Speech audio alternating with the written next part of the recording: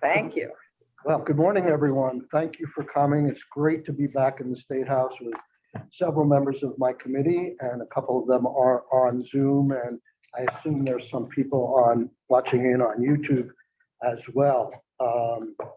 We have a very full agenda for today. We're starting out with the unemployment insurance issue of non-conformance, then moving on to the under enrollment in the economic recovery gap grant programs.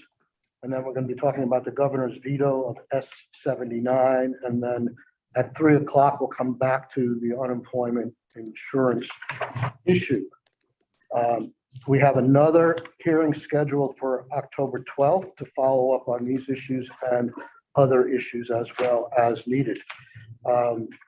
So let me start. I'm going to try and start by giving you the abridged Shakespeare version of the unemployment issue. I think everybody in this room and the panel knows it, but there are a lot of people hopefully watching, and I think it needs some context. And I promise to keep this under 2 minutes. Back in 2010, there was a major bill that was passed that reformed unemployment insurance program because the fund was going into the red. The primary reason the fund was going into the red is that employers' tax bases have been not pegged to inflation. But when the issue came up, the powers that be and the compromise that was met was not to raise or inflate the taxes on employers only, but to also ask for benefit cuts to employees at that time.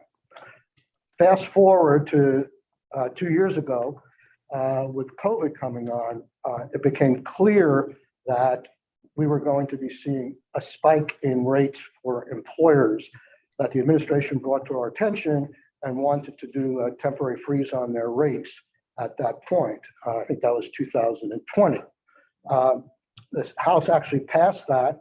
We wanted to take a slower course in doing that because the rates wouldn't be changed until the following July, and there was time for the legislature to come back and see the present status of things before we made any changes. At that time, I said to the public and to the department that similar to the grant bar in 2010, we would like to see some form of enhanced benefits for workers, keeping in line with the grand bargain of balance of both sides. And we had said that repeatedly for over a year and asked the department to come forward with some suggestions. I don't think we ever saw any, so we moved forward on our own. And in the Senate last year, we established a $50 weekly benefit for dependents. No matter how many dependents you have in your house, you have a $50 added check. That went over to the House. They changed that to a $25 per claimant per week benefit, to the tune of till $100 million was spent, and it was projected by our joint fiscal office that would take 10 or more years to do that, but for every week, each claimant in the system would get $25 more. The governor signed that bill, and we thought we were off and running. And unbeknownst to us, in the background, there came discussions with the feds that said what we did was inconsistent with federal law. So we're not going to be able to pay that money out of the trust fund, and we had to find another source of money. The bill did not have another source of money. I don't think there's any disagreement that everybody thought the trust fund would pay it. So the controversy that's before us today is how to read the new statute, what was its intent, and whether there's a conformity problem and what we're going to do about it. I think I kept it under 2 minutes. Good work. So when I set up the agenda for today, I labeled this first hour, as Act 51. That's the unemployment bill from last year that has the $25 per week benefit. Act 51 conformance issue, past, present, and future. So what I'm hoping to accomplish in the 2 hours we have today is how did we get to where we are? Where exactly are we now? And what, if anything, can we do either as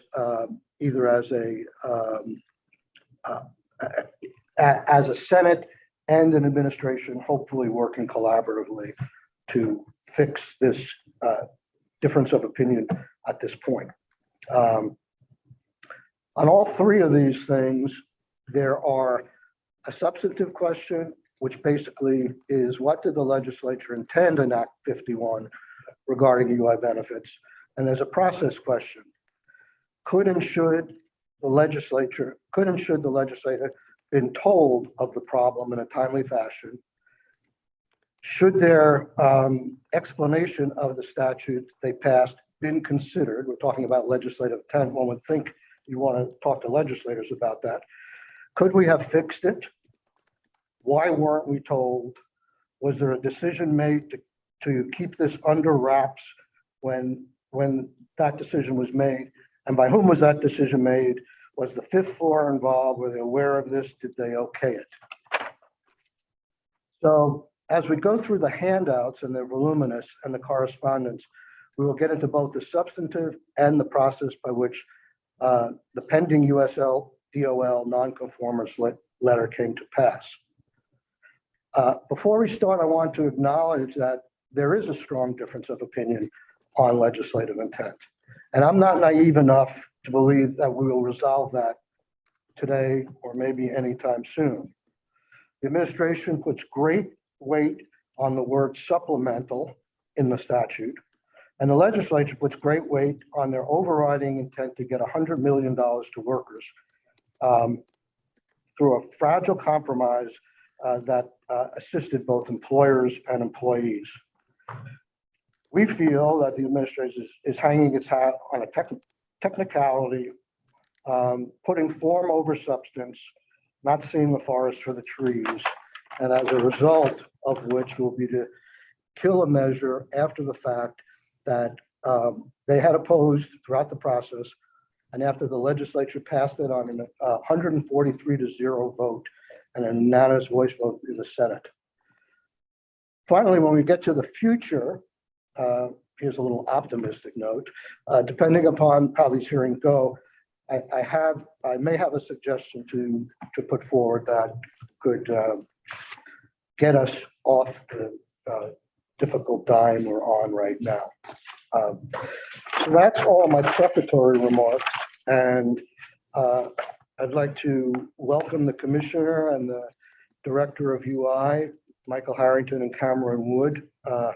And what I'd like to do, you all have documents in front of you. You should probably put aside, our legislative council has prepared a chronology of events, and I'm basically going to try and go through that chronology to try and find out how this came to pass. So in the first document on May 13th, the Director of Unemployment Insurance, Cameron Wood, wrote a letter, we were still in session at that time, to USDOL saying there's a possibility that we may do this $25 supplemental benefit to be added on to UI benefits after the expiration of the federal benefit program. So I guess my first question, it looks like in the documents, you never heard back from them for something like 28 days or three and a half weeks. Is that true? Cameron, Mr. Wood?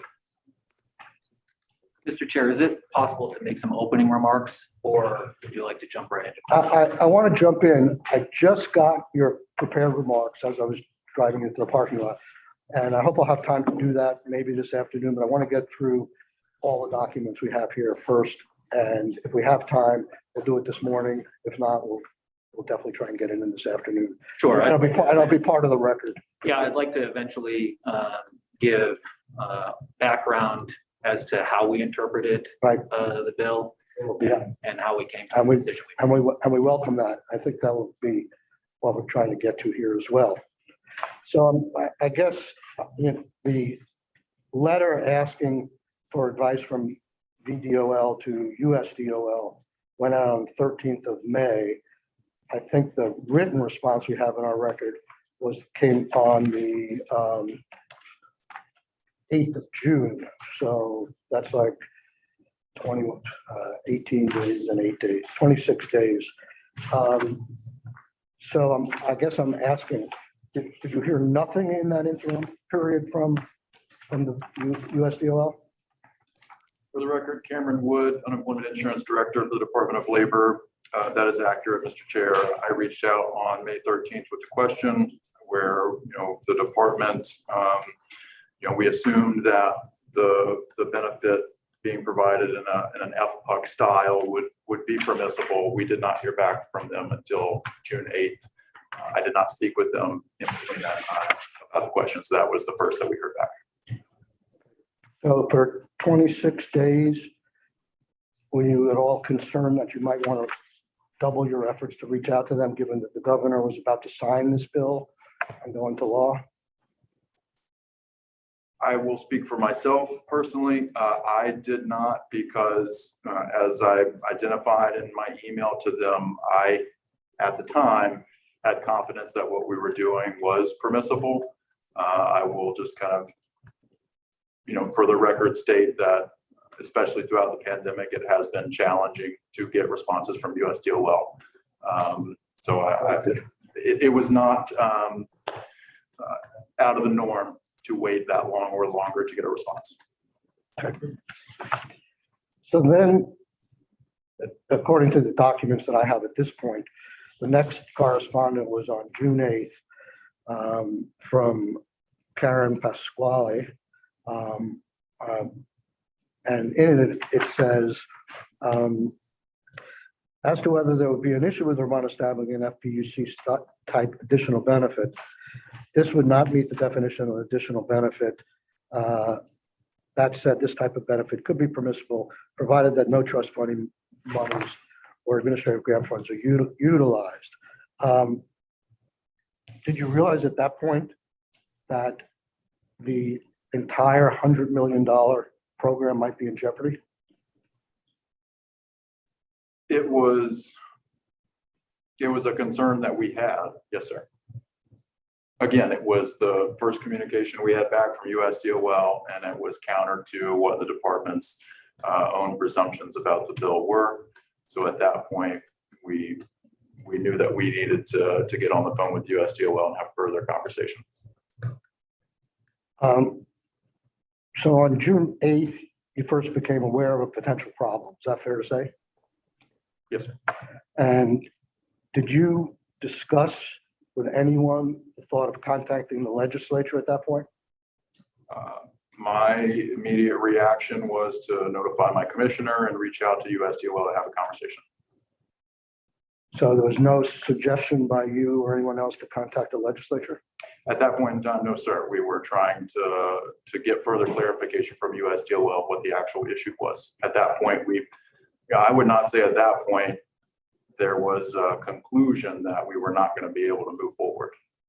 And it was based just this paragraph is all we had. Our immediate reaction was to reach out to USDOL to try to find time to have a conversation to get further clarification. At that time or there around, did you alert anybody on the 5th floor of this particular potential problems? I did not know, sir. Do you know if anybody in the department did? I do not know, sir. Okay. I'll just jump to the commissioner on that question. Do you know if you did or anybody else notify anybody on the 5th floor as of around that date? So I can't speak definitively only because I talked with the 5th floor, which, by the way, for the record, Michael Harrington, Commissioner of Vermont. I apologize. And when we reference the 5th floor, we're talking about the governor's office. I do speak with the governor's office on a weekly basis. I think we're all aware that those conversations fall under executive privilege, but to be honest, I don't keep a weekly log of every conversation we have. So from that perspective, I couldn't tell you definitively whether or not we had a conversation at that point or not. Okay, thank you. So a week later, Well, let me ask both of you. In response to the letter of June 8th, did you have conversations either by email or phone with the federal government, USDOL, to get further clarification? Or because there's a letter in here, June 14th, that's much more specific. And I'm just wondering, is there in the interim, was any conversations had? Go ahead. Yes, sir. We had a conversation. I could pull up my laptop and look at my calendar. I believe it was that Friday. Yes, sir. So they sent their email on the 8th, which was Tuesday. I believe we had a conversation on the 11th, which was that Friday with USDOL. Could you briefly tell us the gist of that conversation, if you remember it? Yes, sir. So, obviously we were concerned because the bill had been passed at that point in time, had been signed by the governor, and we were expected to implement. And so, we just wanted further clarification from USDOL of why this would not be permissible and what would make it permissible. And at that point, they informed us that if the bill were to be implemented in an FPUC type benefit on the underlying weekly benefit amount in the way that ultimately that's how the department interpreted it as being implemented, that it would not be permissible and it would have to come from an additional source, not USDOL trust fund dollars. They informed us that if it were going to be added to the underlying benefit as an additional benefit, then it could be permissible. But they also explained all of the additional requirements that would have to go in if we were to move in that direction. So at the time of that phone call, it's becoming clearer that there's a problem, especially given the interpretation that you believe the legislature intended. Did you notify anybody else other than the commissioner of that? I did not know, sir. It was, I think on the call, it was myself, Commissioner Commissioner on the call. Harrington, and Dirk Anderson, our general counsel. On August 6th. On June, our first conversation with USDOL. I don't think I was on that. It was. Okay. Then it was, yes. And Dirk Anderson, our general counsel. I did not notify anyone outside of that, no, sir. So there's a progression in these emails that we have that see the issue becoming clearer and clearer. So we had the first letter where the commissioner said whether it was a significant enough problem or it had been resolved yet. You don't recall talking to anybody on the 5th floor after this conversation that took place after that, where they explained it. Did you contact the administration, the 5th floor, to say we got a big problem here? So we did talk with the 5th floor about this issue. The problem, or the part I'm not going to be able to share with you, is the exact date that happened, whether it happened, before or after we submitted our interpretation of the language of the bill. I just don't have a recollection of the exact date when we talked, but we did, like I said, I talked with the administration, the governor's office on a weekly, if not multiple times a week, about a variety of different things. So I do know we had a conversation about this probably numerous times. I just couldn't tell you the exact date it happened. So I guess my follow-up question to that is, do you, in hindsight, do you think you would have presented a legal interpretation to USDL, the result of which was going to remove this $100 million that the legislature had worked for? You would do that without consulting the 5th floor? I think you're adding a lot of intent there where there wasn't one. I think in our mind, you have to remember that this, there are a number of other issues that the department was dealing with at this exact same time. This was just another aspect of the challenges we were facing during that period. So from my standpoint, I think, Cameron, Director Wood did mention it to me at one point following the initial response back from USDOL, I then allowed him and our general counsel to continue to work with USDOL on whether there was a solution at hand. And USDOL specifically came back and asked for the department's interpretation of the bill. So they didn't ask for a combined interpretation. They said, how does the Vermont Department of Labor interpret this bill? And that's when we reviewed the documents at hand. We reviewed the testimony that was available, that was provided, which I would like to reference at some point. And that's how we came to our determination. Isn't it fair to say that in their request for your interpretation, they set out two choices and the result from either choice would be the benefit can't go forward if you choose A, and the benefit could go forward, even though there may be some mainframe problems if you choose B. So there were two options available. You can either implement it as a supplemental benefit, like the federal pandemic unemployment compensation benefit, which was not permissible, would not allow trust fund dollars, or you could implement it as a part of the base benefit calculation, which means it can also be impacted by things like offsetting remuneration or be charged back to employers. And so from that perspective, we also recognize that we had already testified that we felt that that was a too risky of a venture to put forth. There was also testimony on the record that the legislature's intent was to not have the benefit charged back to employers directly. And so that was another confounding issue we ran into, because USDOL was saying that any supplemental benefit would have to be directly charged back to the separating employer. So again, I can share more, but those were the two options presented to us. So what I'm trying to get at is that later on, we'll get into this. I think you wrote in defense of your decision, or I don't know if that's phrased correctly, but you wrote, ultimately, this was USDOL's decision. And we wrote back to you saying it may have been their decision, but they gave you two options. You picked the one that resulted in the discontinuance of the inability on a conformance level to proceed this way. So I would disagree with that in the sense that the two options they provided us, both in our mind, would have resulted in not being able to administer the benefit. So there's two options. One was not using trust fund dollars, which I believe you all are saying you disagree with. And the other option was to implement it as part of the base benefit, which we also had testified was not an option.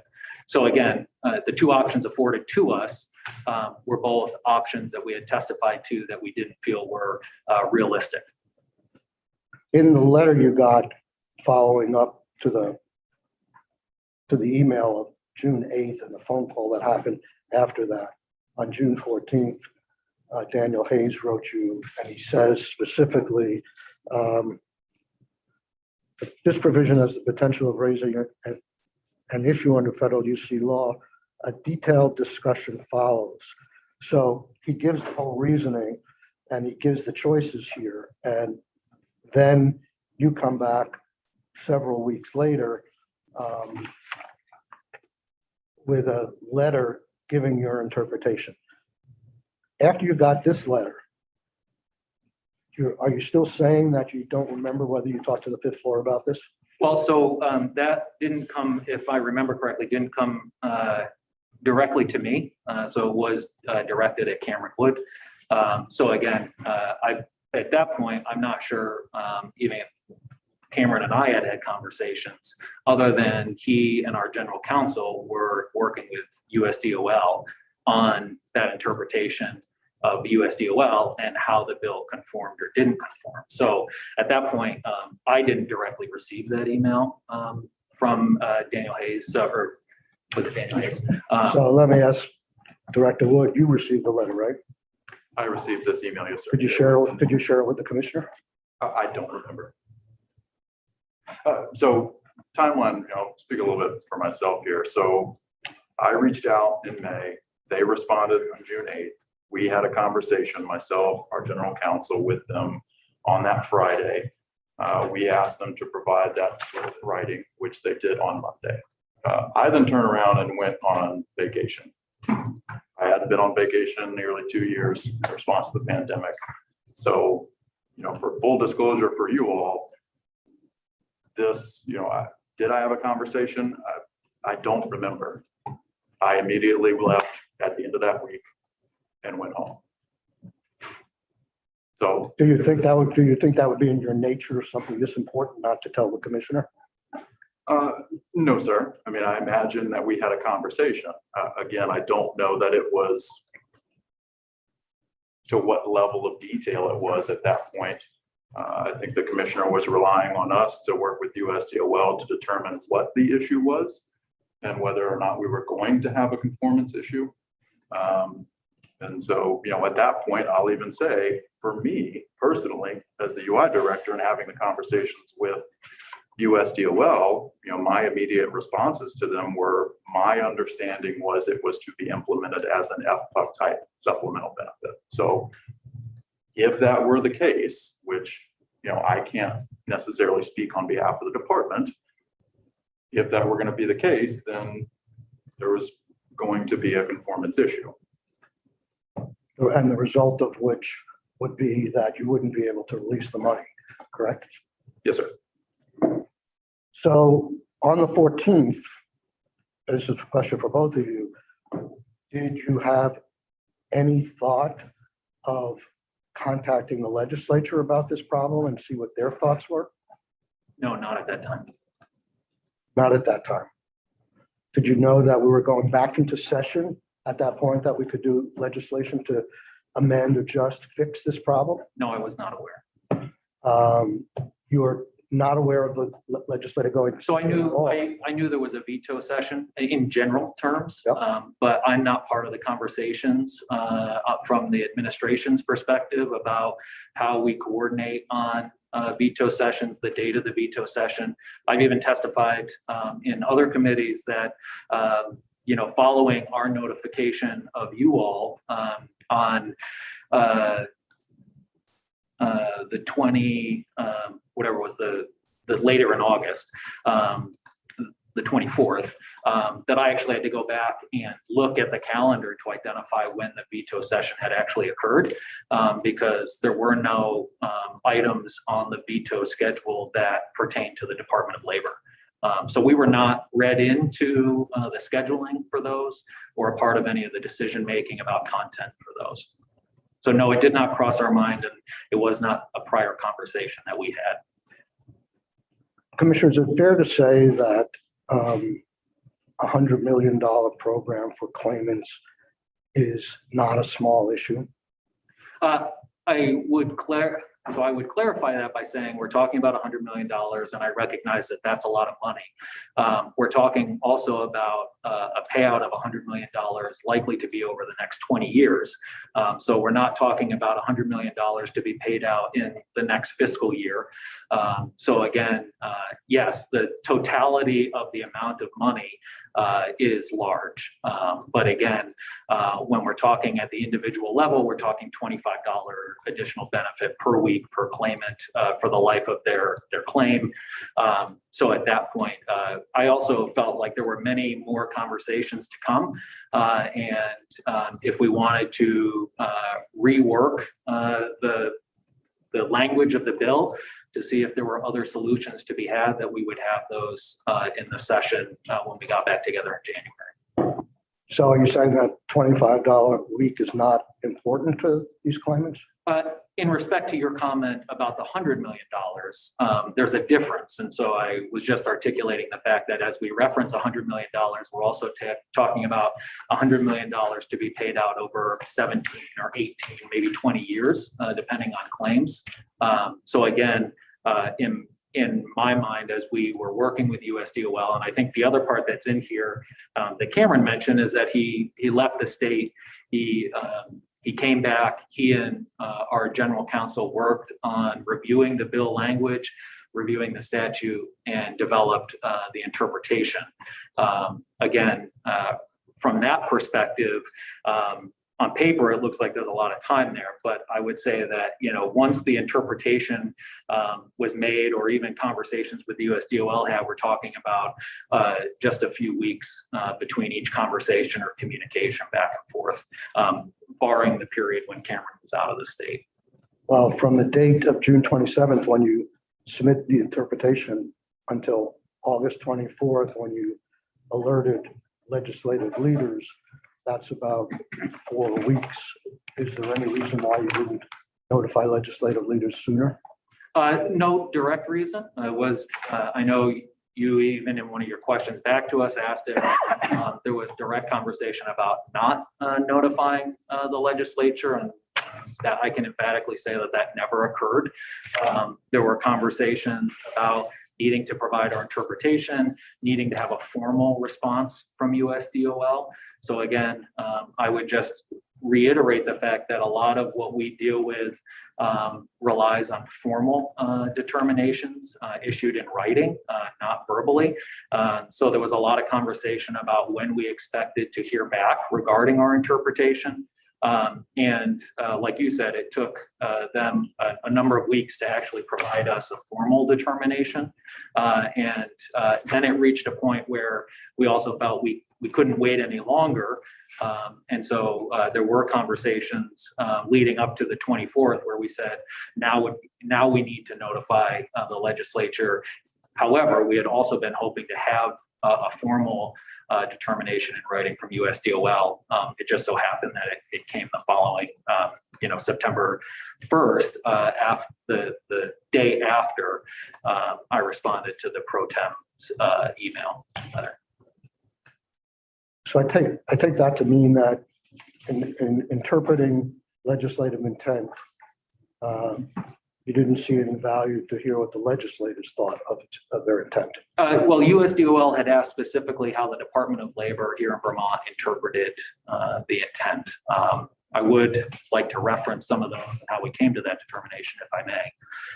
So, for the record, I want to put out there what the language in the bill says.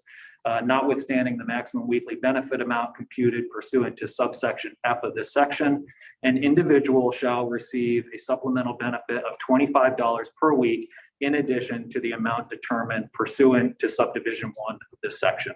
So it's a 1-sentence paragraph in a bill with 30 pages.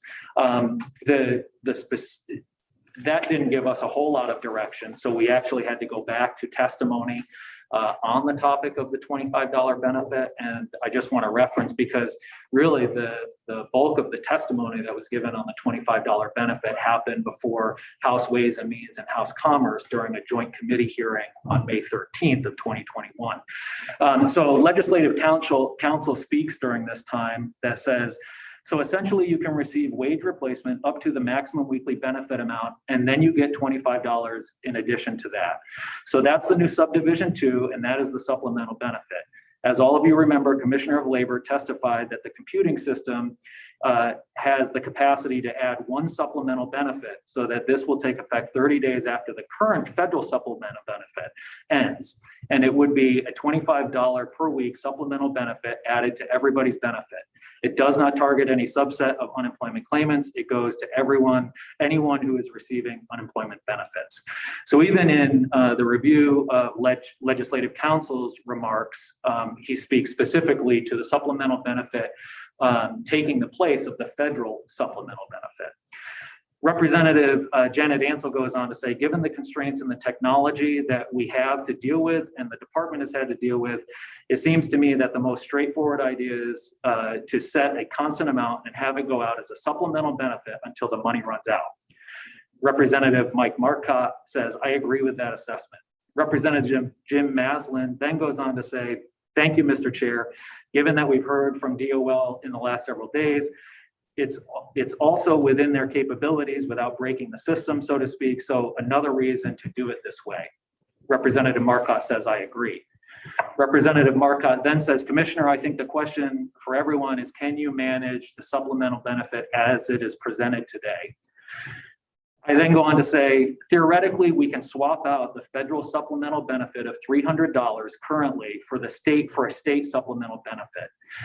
I believe it may be Representative Kornheiser who asked about timing. That 30 days allows us to make the necessary changes in the mainframe and ensure that it be run through and tested. I will say that the challenge we've had with the federal supplemental benefit is that there has not been an opportunity to test our coding as we go before it takes effect. And so that has typically, so what that typically does is lead us down a path of problems for claimants. So this would allow us to at least some buffer to do the best we could to prevent underpayments and overpayments. We ran into this issue where the supplemental benefit was not being calculated in the 1099 reports that ran at the end of last year. Again, this just helps us clean that up a little bit.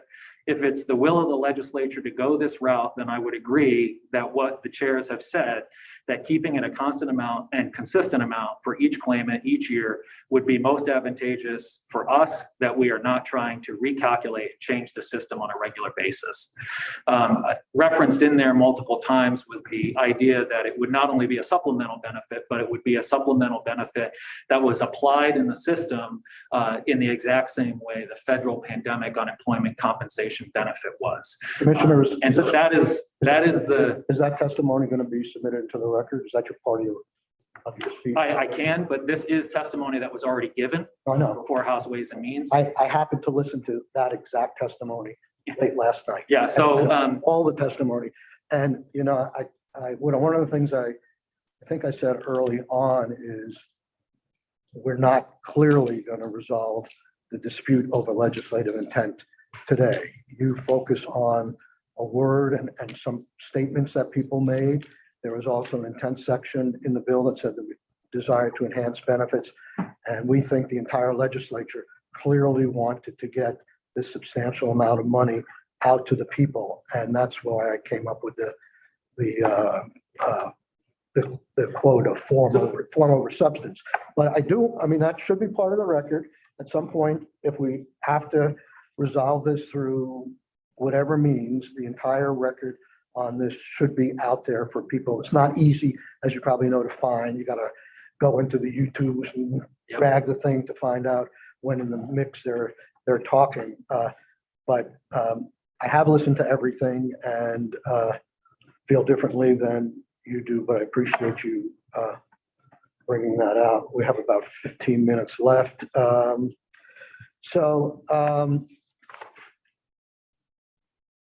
You had another meeting on after you wrote on the 28th of June when you wrote your interpretation letter. It's not July. July, correct. Yes, July. So thank you.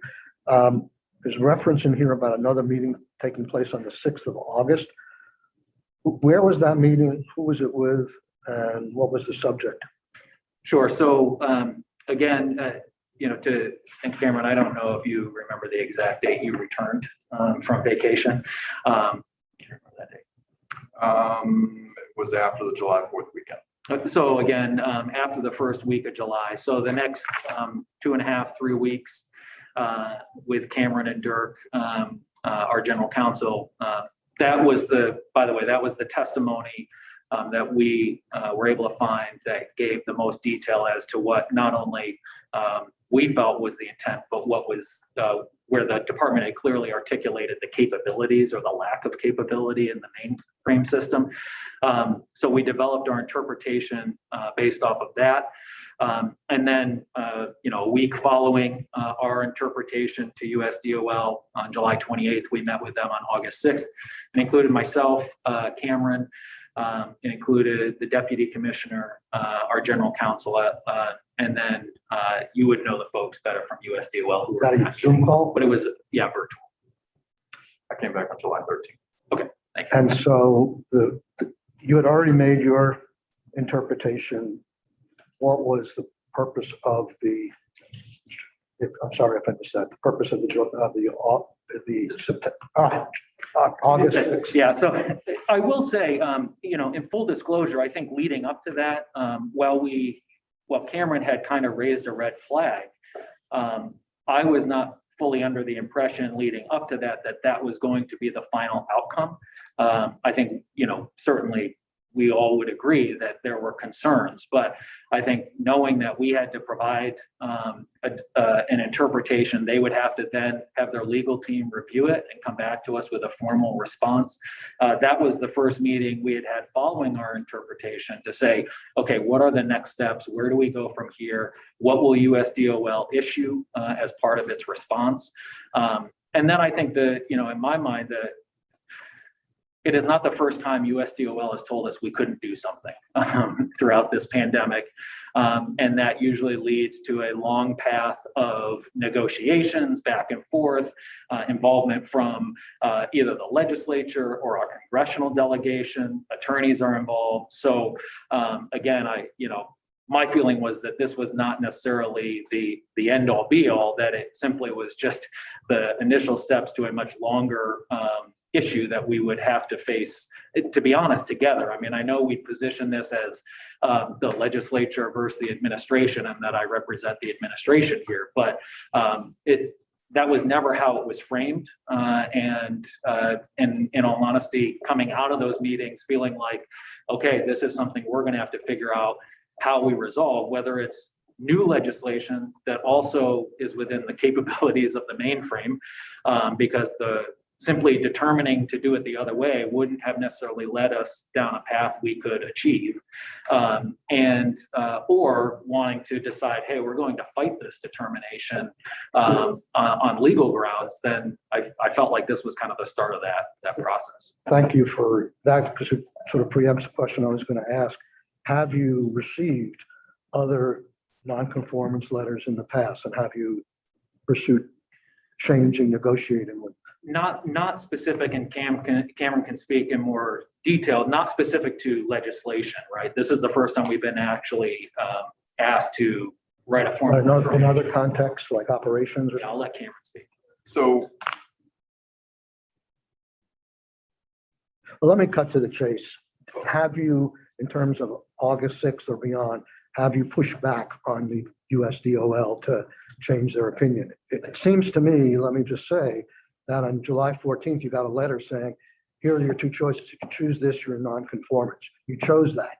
So I can't imagine that you're now going to go ahead and push back. I would welcome that if you did that, but I would like to hear whether you have argued with them that you should be allowed to do this. I mean, with all due respect, we've spent a lot of time arguing about our position here before the legislature, where I do think if we wanted to come together, I can't speak for the governor or on his behalf, but if we decided as a state there was a legal way to push back on this determination, then I could imagine we would have conversations about what that might look like. But to your point of from August 6th moving forward, have we ever had nonconformance issues?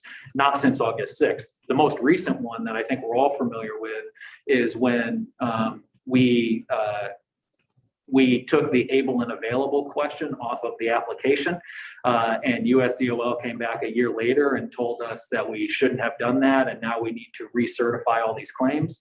That was something I think we all agreed was silly and shouldn't be the focus, but it is something we are being required to do. So that is one area where we've had to push back, albeit unsuccessfully. Go ahead. With all due respect, Commissioner, I think there was a way to push back.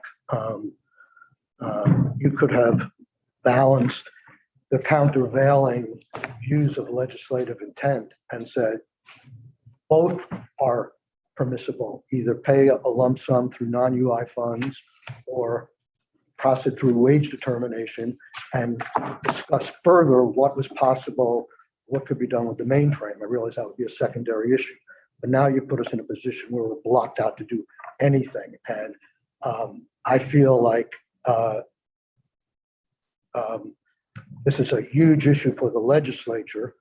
It was the biggest bill we had on UI.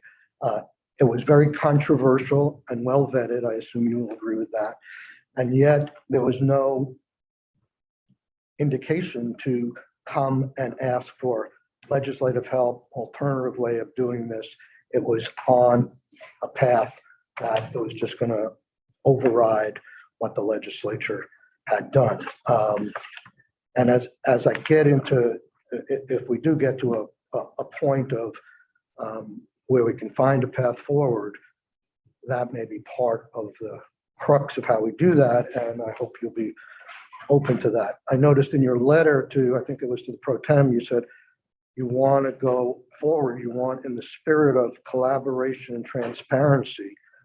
I have to say that among my colleagues, I think there was no spirit of collaboration and transparency in not involving the legislature in this workup to this conclusion when we had been so deeply invested in this bill. You could have maintained your position that that was the interpretation, but process-wise, not discussing it with us sort of feels a disrespect for the legislature, in my mind, and a lot of other legislators' minds. So how many conversations would you say you write that on August 24th, when you alert us to the fact that that unfortunately you have to give us bad news?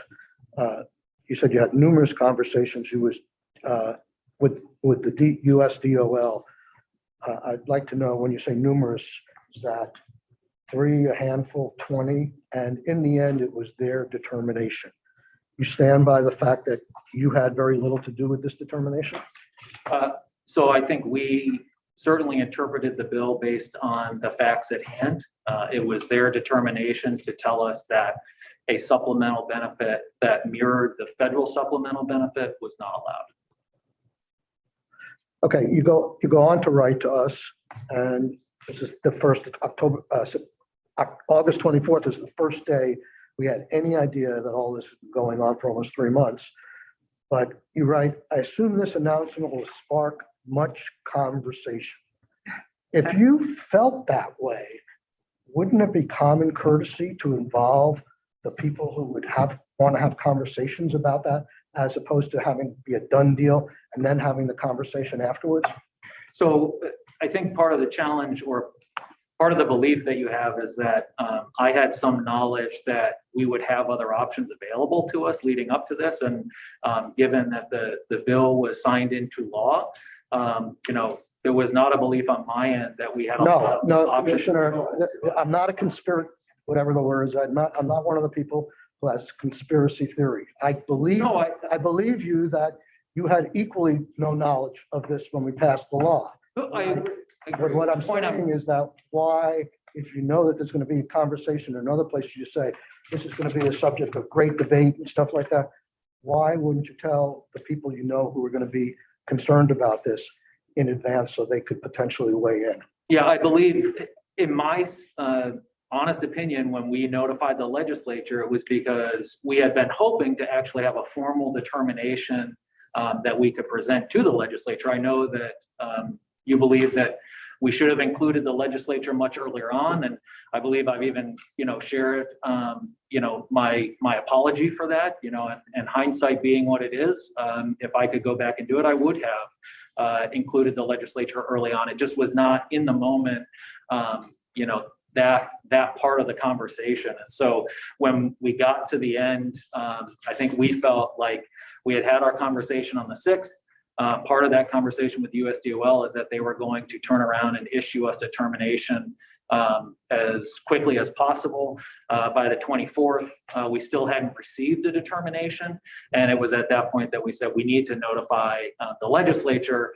I think leading up to that, though, following the 6th, we had hoped we would have something formal in writing that we could present to the legislature. That wasn't the case. So I know that it's the desire of the legislature, and again, to have been involved earlier on. I think our conversations at the Department of Labor at the time did not include conversations about the legislature and when to involve or not involve the legislature. We were focused on the issue at hand, which was how do we interpret this, and is there a way to get it to move forward? I think, looking back, I can certainly see where you would want to know early. You may have been able to call back into session or take this up during the veto session. from my perspective, I did not have any inkling at that time that there was an option available to us, a legislative option available to us that could have occurred between when we heard back from them on June 14th and when I notified you on August 24th. And so I know that, again, looking back, I can say, okay, it's clear that the veto session may have been an opportunity, a missed opportunity. But again, in the moment at that time, the veto session was not on my radar. It was not something that I was factoring into how we respond to USDOL or when to include the legislature. So I can take that at face value, Commissioner. But after the June 11th letter, I guess I want to ask again, there are very politically astute people on the 5th floor who know everything there is to know about a veto session. You don't think that you had communicated anything to them about this looming problem of losing this benefit before the veto session? But I did not have direct conversations other than with my liaison with the governor's office. I just can't tell you whether or not it occurred before our interpretation to USDOL or after, which was your specific question.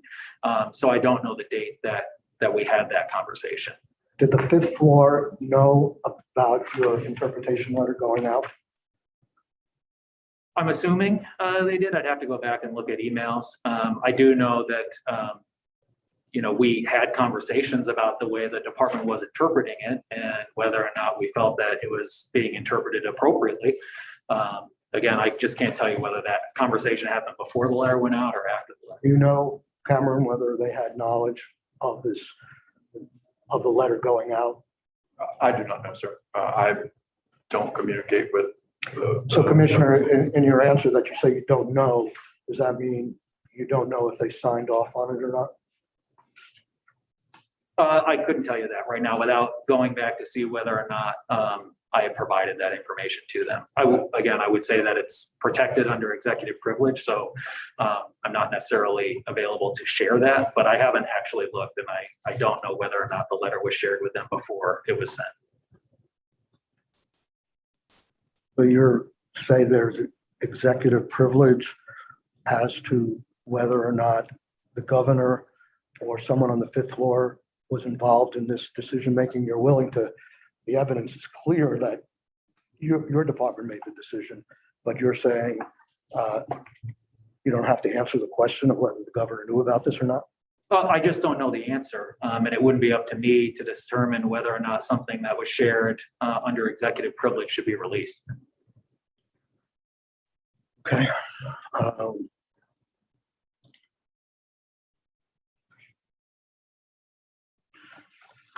So I want to talk a little bit about the mainframe, and maybe we'll pick that up at 3 o'clock this afternoon. But like I say, I do have a potential suggestion here, and it does involve the mainframe. So let's hold off on anything further. You'll have at least a full hour. If people can stay longer, we might be able to go over. Okay. I appreciate your time. Yeah. It's not easy. It's a long session. We seem to have a lot of issues that are still in the air, even though we went home in July. And we're talking about all of them today. So thank you again, and we'll see you at 3 o'clock. Thank you, Mr. Chair.